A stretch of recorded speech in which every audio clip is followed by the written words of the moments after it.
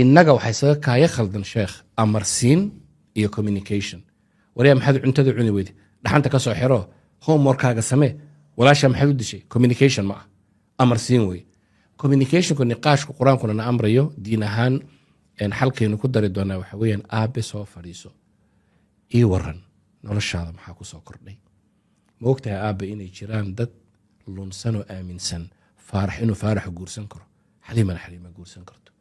aabe ka waran iskuulka, ma laguu sheegay waxaadan fahmayn, maxaad ku soo aragtay oo maanta kaa cajabiya wax lamidka ah. meesha markaan taaganahay qur-aanku wuxuu ina barayaa nebi yuusuf isagoo ilmo yara uu hurdada ka soo toosay, waayo wuxuu arkay xidigahan iyo dayaxan u sujuudaya.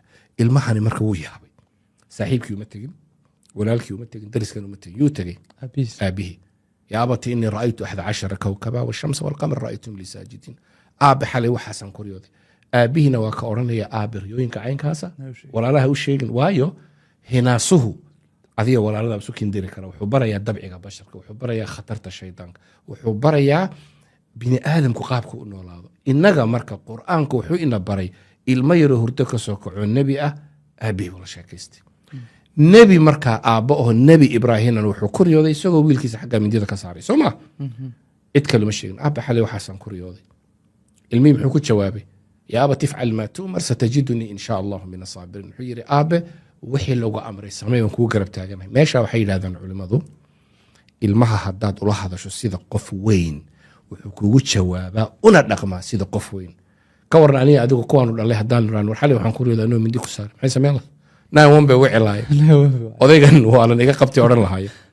wiilkan sida nin weyn buu ula hadlay, arrin aan looguba muhiimba ahaynda inuu kala tashado, isaga ilaahay amray buu ku yidhi aaba saasaan arkay, ka waran wariyathin. aabe wixii lagu amray samee buu yidhi. innaga marka waxaa inagu yar ilmaha inaan la sheekaysano. haddaadan la sheekaysan adaan ku weydiiyey sayd ku ogaan gabadhan in la buligareeyey.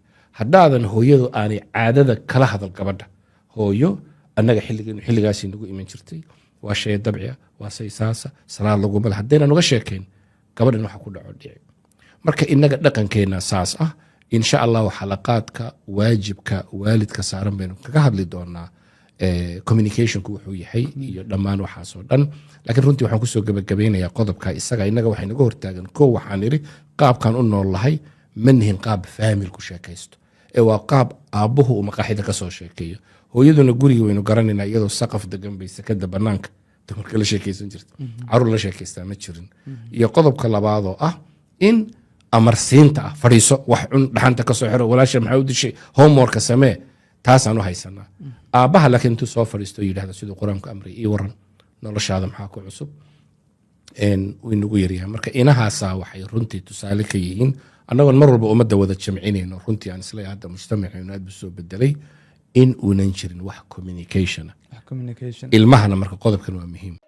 Walid legacy, it shines so bright, a rising star in the endless night. From roots so deep to skies so high, our name